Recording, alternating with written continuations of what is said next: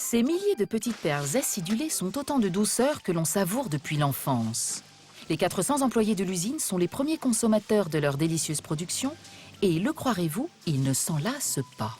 Quand on arrive ici, on est de grands enfants, quoi. Quand on voit tous ces bonbons partout qui sont à notre portée, la première année surtout, c'est bien, quoi. C'est fantastique. Ici, chaque personne repart avec 2 kilos de bonbons chaque mois.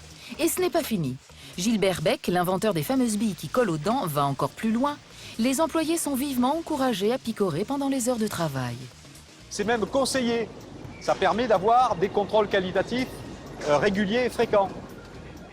Ici, l'imagination est reine pour tout le monde. Chaque nouvelle idée de bonbons conduit tout droit chez Marie-Pierre Siret.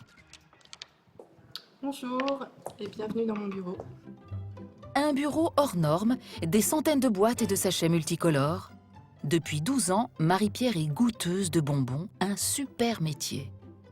Il n'y a pas d'overdose possible, il n'y a que du plaisir, que de la gaieté, voilà. Tel un pilote d'essai dans une grande écurie, elle teste tous les prototypes de bonbons. Mais au fait, à quoi ressemblera le bonbon de demain?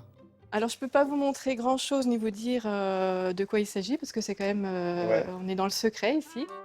Et oui, le bonbon, aussi ludique soit-il, est un marché très sérieux. Je pense que c'est un univers de l'agroalimentaire qui est le plus secret qui soit. On trouve très peu d'ouvrages qui expliquent comment sont fabriqués les bonbons, les différentes recettes. C'est resté secret de génération en génération. Il y a une certaine protection autour de ça très forte. Née en Allemagne au lendemain de la Première Guerre mondiale, l'entreprise a conquis le marché français en 1967. Aujourd'hui, Jean-Philippe André perpétue la tradition avec enthousiasme. Pour lui, son métier, c'est distributeur de bonheur. On n'est pas que des marchands de bonbons. Moi, j'ai vraiment l'impression d'être un marchand de plaisir.